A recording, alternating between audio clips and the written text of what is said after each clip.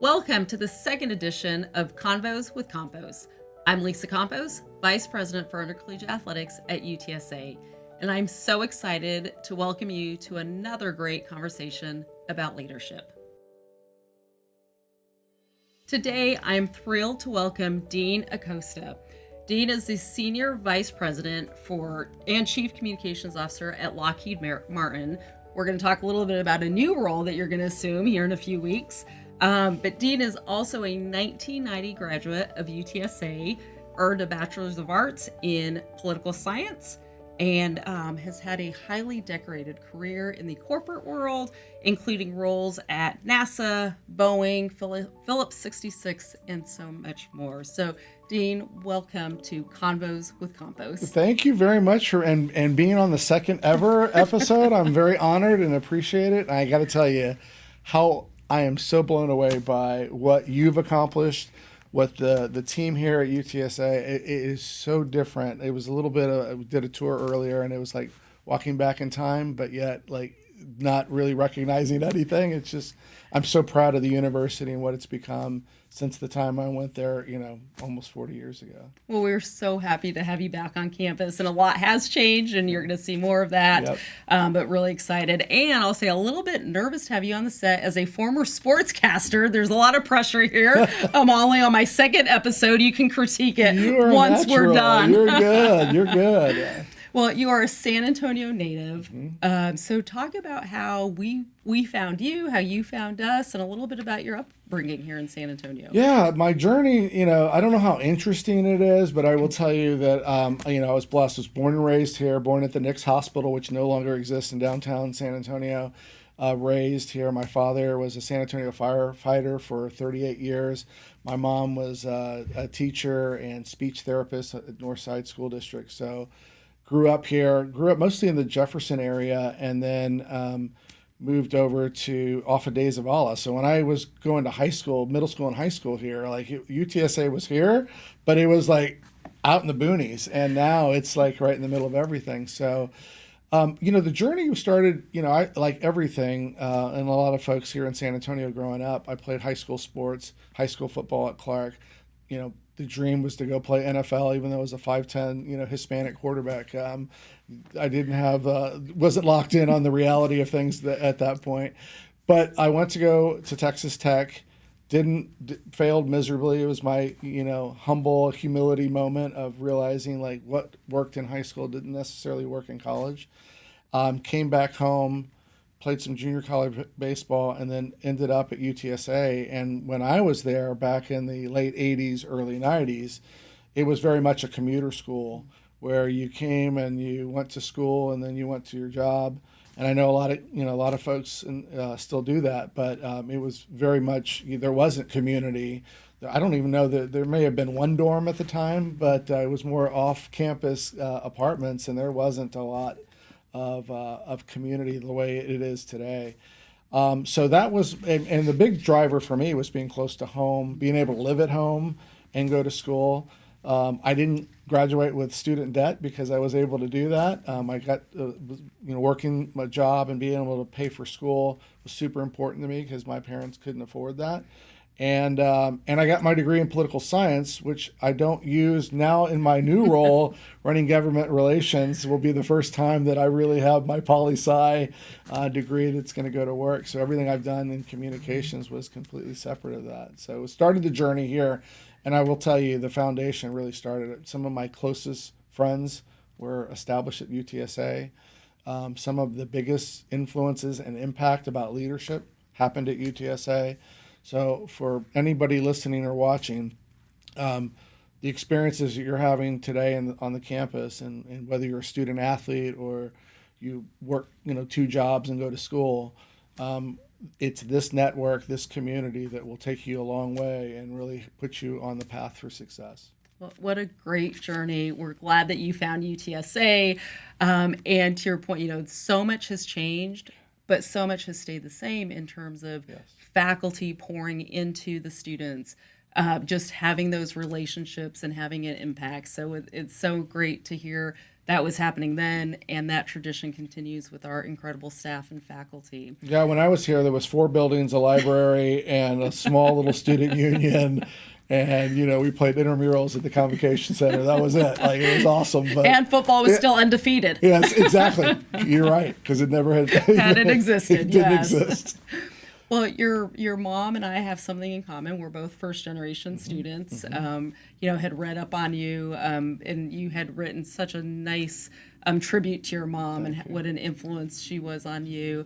Talk a little bit about that as you were watching her graduate, that hard work, the impact that she had on you. Wow, you did your research. I appreciate that. That was one that it was so easy to write because it was a tribute to my mom, and it was impactful in the sense that it was my way to be able to thank her and let her know how much she influenced my life. My mom came up in a generation where women didn't think about education the same way. They were, my grandfather told her, well, what do you need to go to college for? You're going to just get married and raise children. That's what your job is supposed to be. And obviously that's, there's a very different view, and we've evolved as humans since then. But my mom was one of the first she went to San Antonio College because she, couldn't afford that at the time. She had 2 kids that she was raising. At the time I was 9 or 10 and my brother was 8. So she's, working, she's going to school. And I have this vivid memory of, I was in middle school, and I remember my mom saying goodnight to me, putting us down, and then she was at the table studying, and then I woke up in the morning for school, and I went downstairs, and she was still at the same table studying. And I remember, like, wow, she was such a superhero to me. Like, she went the whole time without sleeping, and she still raised us, and still a lot of love in the house. And a huge impact moment was when she was graduating from Our Lady of the Lake University. And it was super important for her to have her 2 sons there watching her cross the stage. And I remember like being such a brat at the time because I didn't want to go, and I think it was something else going on or whatever. And she like demanded, and we went, and I went kicking and screaming. But it became one of those, core memories of watching her cross, watching her cry, and then coming to both of us, making a beeline, saying, all right, now your mom did it. So now that's the baseline that we've established in this family. You and your brother have to do the same thing. And my brother and I both went on to get advanced degrees, the first ones to do that on either of our sides of our family. And she's the one who set that baseline for us to deliver as a family. And now I'm doing that with my girls as my 4 daughters are getting closer to the college age, and it's not even a conversation of it's where they're going to go and what they're going to go and accomplish. What a wonderful story. And it just, I always say I'm in this business because I know what higher education, how higher education can change the trajectory of your life. Mm-hmm. And you were raised seeing that, and what a great story and a great role model that your mom was. Yeah, and my dad was also very good too, even though he didn't finish college. He would, even when I was in high school, he would have me work construction during the summertime, in San Antonio summers. And I'd work from 6 a.m. to 6 p.m. And I remember him, coming home, and I'm tired and dirty and nasty. And, he was like, all right, son. He goes, you don't have to go to college, but if you don't go to college, that's the kind of job you'll be working all the time. Right. And I was like, okay, I'm going to college. I'm going to go. That was some motivation. That was a different kind of motivation, but it also was quite effective. Well, you've had an interesting path out of college. You start as a sports journalist, so not using your political science degree, you get into sports. Tell a little bit more about that, and then how your career did shift into what you're currently doing. Yeah, thank you. I will tell you, it was. I get that question a lot, especially for folks that are coming out of college and in their early careers. I didn't know what I was going to do. Like, I graduated with my poli-sci degree. Really, my only option was grad school or going to law school, and I wasn't really exactly. I didn't kill it. Like, you notice you didn't mention my grade point average at UTSA. It wasn't exactly something to be proud of. But when I graduated, one of my really close friends that I went to UTSA with, Tony Martinez, who we're still lifelong friends, we were in one of our senior classes to finish up. And we were it was some lecture that we weren't paying attention to, and we were playing like this, who could stump each other in sports trivia, and we were like writing these notes back and forth to just sitting next to each other and like being knuckleheads. And like halfway through, he's like, you know a lot about sports. You need to go after sports journalism. I'm like, well, we don't have that major here. And he's like, yeah, you should go do it. So I finished graduating. I called a local sportscaster at Campos, the NBC station here at the time. Now it's WOAI.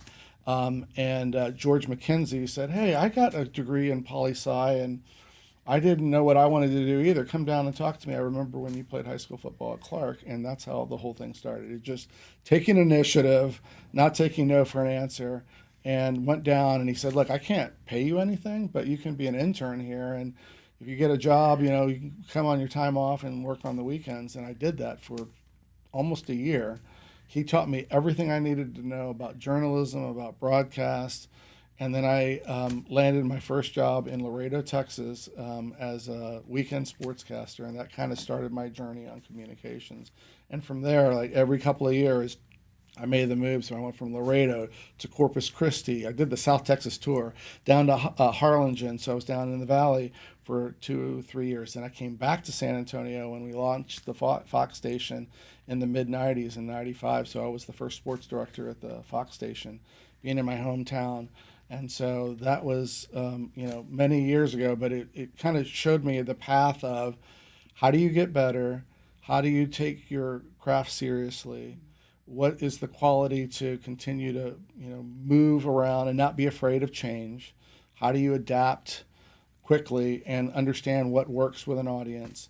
And they were all foundations to when I made the transition into corporate communications. And really I went from broadcast and journalism to NASA, being the NASA press secretary. And that was another lucky break that just came and landed on my lap, and I took full advantage of. So I would just say every step along the way was something that I learned and carried with me.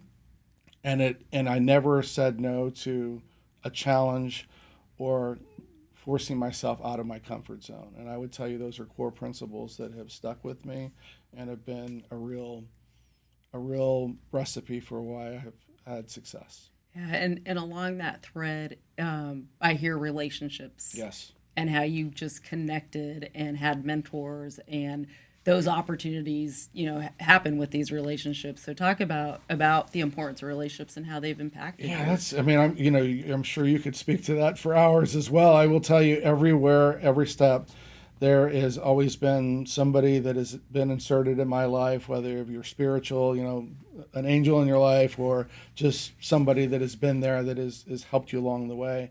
And I've had that everywhere I've been, whether it's been in high school with Carlotta Dwyer, who was my English teacher, that I was not confident in how I wrote, and she gave me so much confidence, like, you're a really good writer, you should do this.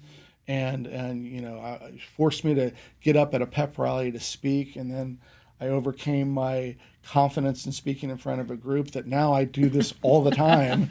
And she's the one who put me on that trajectory and path to mentors that I've had throughout my corporate life that have, that were in big jobs like the ones I'm in now. And I would ask them, when I was early in my career, like, how do I get to those roles? What do I need to do to be in the conversation? And they were so great at just coaching me and giving me guidance and say, here are the things that you ought to think about, the experiences you want to have to be in those types of conversations. And so I would say that relationships are key, networking, the ability, don't be afraid to just reach out. If there's somebody out there, especially somebody like, that's graduated, the alumni of UTSA that you're seeing are doing great things, reach out and use that angle. Say, hey, I'm at UTSA. I'm, going to graduate. I'm not sure what I want to do, or I'm sure what I want to do, and I want to be you someday, but I want to do it faster. How do I do that? And I promise you, we always have time for our community.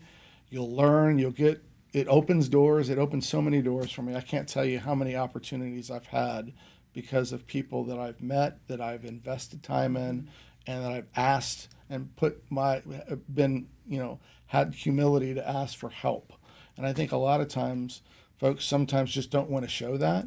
And I think that is a core leadership attribute, is the ability to be humble and know that you can always learn, no matter where you are in your career or your life. There's somebody that can help you become even better if. Absolutely. That's such great advice for anyone who's listening to this, but particularly our students who you're right, they're not being as intentional, and to understand that these things didn't just happen. You were so intentional, but also the networking and the relationships. There is a difference between networking and relationship building. And in that answer, it's so clear that it was about building the relationship, and that's how that helped you. Yeah, humans connect with humans, and there's just it's rare that I have reached out to somebody that didn't want to spend time. And I will tell you, taking the initiative, having that intellectual curiosity, those are just something that will carry. It's a superpower, it really is. And I wish I saw more people do that. I think we're in this age now, again, I sound like the old guy, but that we're stuck on our devices, and we think we can only text. Like, no, reach out and find ways to connect on a personal level that matters more than just sending an email or a text. Find a way to connect with people in different ways. Absolutely. And I love that advice. The other day I had called somebody to wish them a happy birthday, and he said, I've gotten all text messages today. You're the first one who's actually called. So I am a little bit old school as well. That's great, though. That's a good reminder for me, because the text thing is too easy, isn't it? It is. It is. Well, not everything has been easy in your career. You've had, all of us have challenges. And one of the things for you were the spokesperson at NASA in 2003 with Space Shuttle Columbia and that crisis. Talk about how you handled that and lessons learned from that situation. Yeah, no, that was a tough time. Anytime you have loss of life in any thing that you do, it's not only personal, but in my world of communications, crisis communications is kind of where you earn your keep. And that was a case study of a really bad day that really morphed into several years of an investigation, understanding root cause, all of these types of things. And it was an opportunity to learn from a lot of really smart and good people that I had the fortune of working with, of how to press through and be authentic, true to your values, make sure that you're transparent. It was a real case study of how to handle an existential crisis like that, where you had loss of life. And the agency, had the Challenger incident back in 1986, where they circled the wagons and didn't want to say anything, and it really cost them. And fast forward to 2003, where it's a similar situation where it's loss of life, and it was a much different approach of how to be completely transparent, have a independent investigation, and making sure that you are communicating every piece of information so the American public and the people that loved the space agency could have full confidence in their leaders. And so that was a real core moment for me of learning of how to approach those kind of situations, staying true to who you are and being authentic to your values, but then also being able to counsel your leaders in a way that is true and authentic. And I've carried that. Obviously, that was one of those things that whenever I get asked about, moments in my career, is that one that stands out, because there was this leading up to return to flight. It was almost 2.5 years later. We were constantly having to, give updates, find a final report before we could go fly again. And I was able to help with that process and get us to return to flight, and seeing that the shuttle fly again after those tough 2.5 years was a very proud moment for the agency, and obviously for me personally, and the team that I was able to be part of to lead to that moment. Well, oftentimes difficult moments, we learn so much, or so much more than the highlights, right? That you go through something really tough and you come out much stronger. And I think sport, we see that with our student athletes a lot, and the perseverance they have. So at Lockheed, you have an opportunity to lead over 500 employees, individuals. Talk about how you create culture, how you lead. that's a big group. It is, and we have 122,000 employees worldwide, and so it's a big company. And how you create that culture around, really, our mission, which is making sure that the United States and our allies have the very best technology to deter conflict. And I will tell you, within communications, it starts with a lot of those same concepts that we talked about earlier around just being true to yourself, authentic. And I really try to lead that way with my team, making sure that we're engaged, that we're seen and we see each other as a family, taking care of each other. And at the end of the day, it's to help our company succeed, but we have to do it in a way that stays true to each of us as part of our team. And we've really laid the groundwork of our culture, making sure that we hold ourselves accountable to a high set of standards, that we have each other's back, and that we're going to do the very best work that we can do that helps support the mission of our company and of our country. And it's pretty easy when you're in that. Those kind of things are the things that are galvanizing a group. And I just make it a point to make sure that if I can bring my very best self every day, and I inspire my team to do the same, then we're gonna do well. And it goes back to those core tenets. And as an athlete, right, as part of a team, you have a role to play. You want to be part of a team to make sure that you're doing what you need to do to help the team be the best that they can. And it's the same core principles from whenever you started playing Little League or Pop Warner football, all the way up to getting in the corporate world. Those same principles apply the same way. Be a good teammate. Have each other's back. Learn from each other. If you win as a team, and you lose as a team. And if you carry those same core principles and inspire your teammates the same way, what you learned, playing whatever sport you played all the way through the corporate world has applicability. And that's been a key for me as a leader and really helping our team succeed. That is so true. I mean, sport teaches you so much. Yeah. And as a quarterback in high school, you were leading that team. You played baseball. That's all, sometimes individual, but you're still a part of a team. That's the value of sport and why so many employers want to hire student athletes, right? That they've just learned those lessons. 100%, especially at Lockheed Martin. It's student athletes, folks that have been in the military, people that have been part of a bigger team, bigger mission.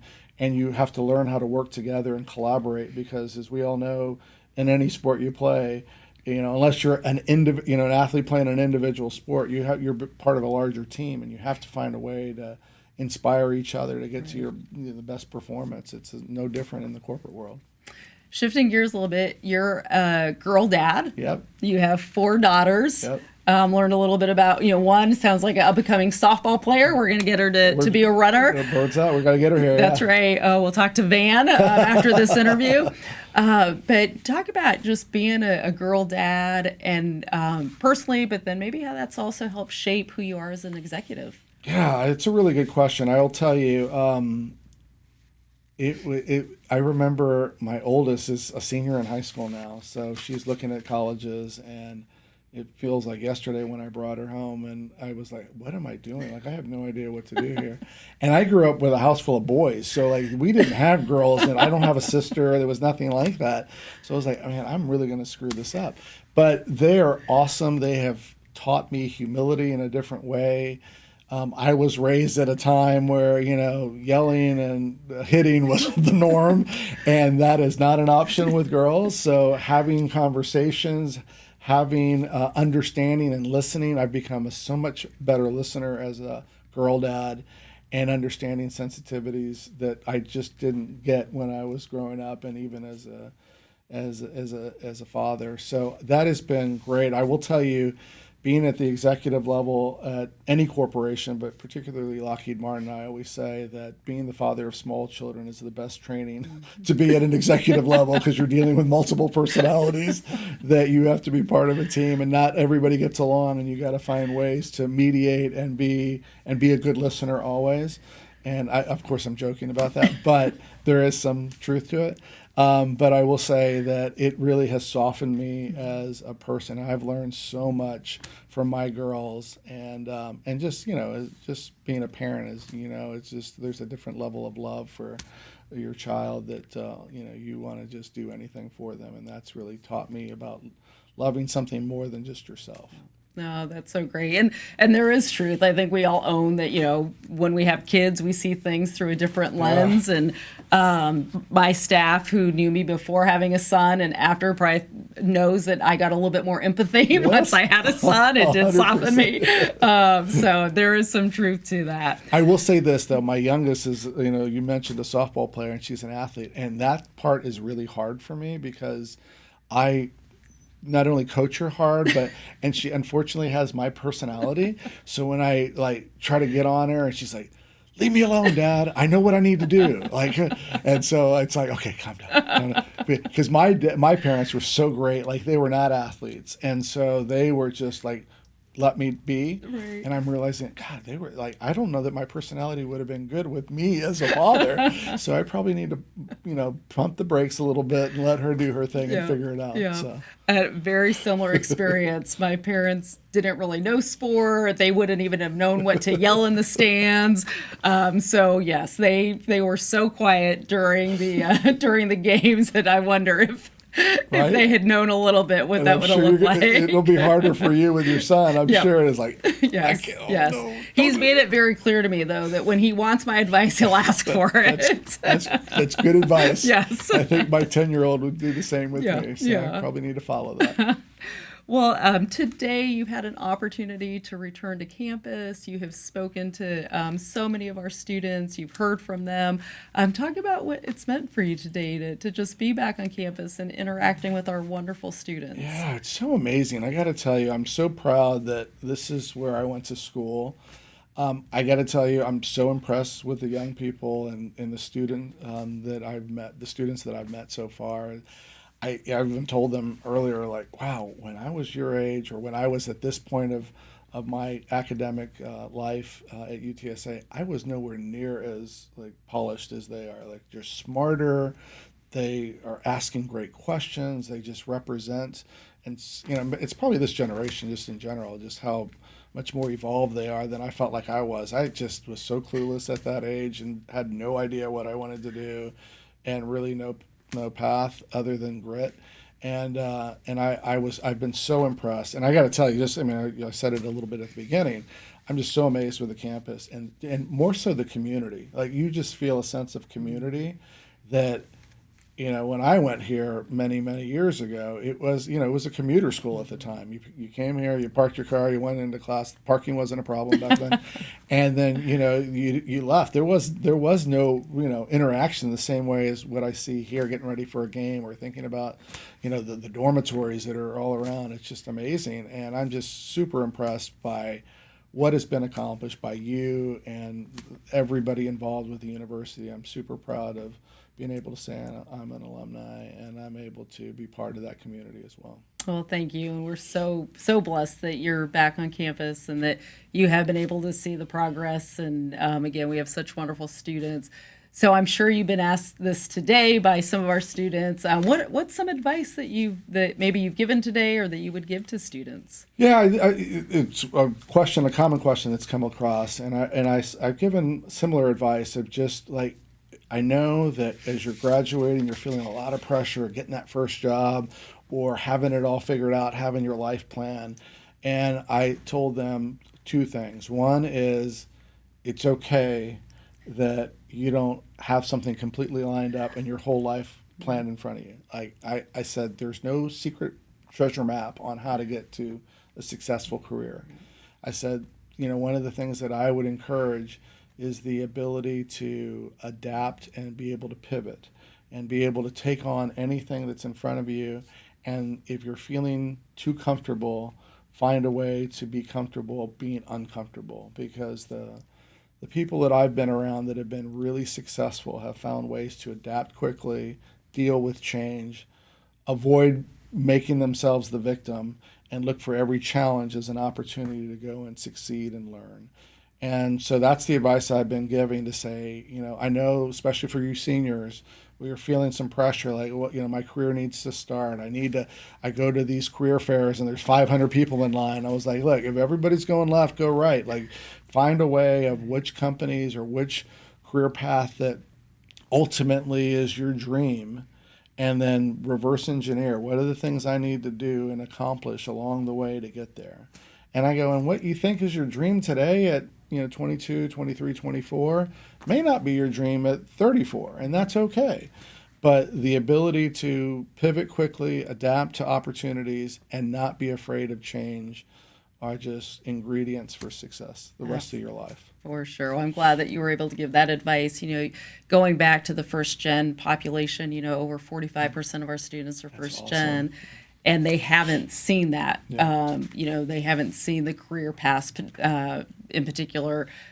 So that's great advice for them that there's not just one direct career path. There, it's gonna and being open to Right. just what's possible. And I will tell you, when I was growing up in San Antonio, like I said, my dad was a firefighter for 38 years. My mom was a teacher. I thought I was going to do one of those two things because that's what I knew, right? In fact, I even took the test to become a firefighter.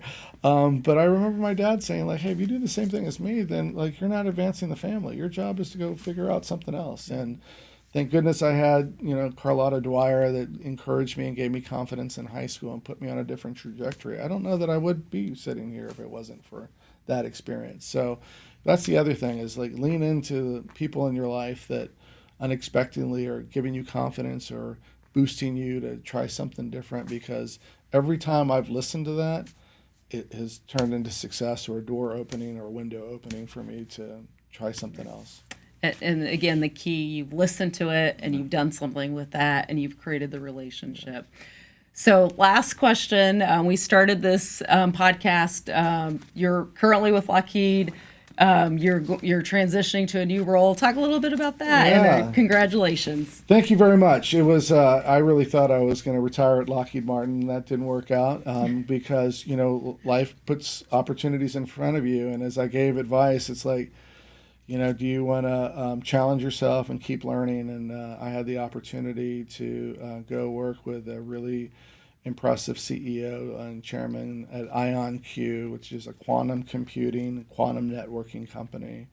That quantum computing is going to change the world.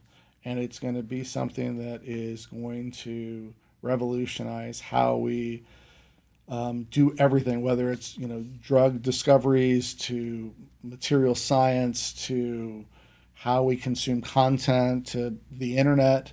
It's going to be, everything is going to change, and to be part of a company that's on the edge of that and doing something really that could impact my daughters and the future generations was just too much to pass up. And so I'm the new Chief of Corporate Affairs and Government Relations for IonQ, and I'm wrapping up a 6.5-year run at Lockheed Martin as the Senior Vice President and Chief Communications Officer, which has been amazing. It's an amazing company, and it was hard. And even my daughter's like, "Why would you leave Lockheed Martin, Dad?" And I'm like, "I know, but if you don't continuously learn and you don't find ways to challenge yourself and take on different things in life, then you get comfortable." And I said, I'm comfortable right now, and I need to find a way to challenge myself, and that's what I decided to go do, and I'm really excited about the future.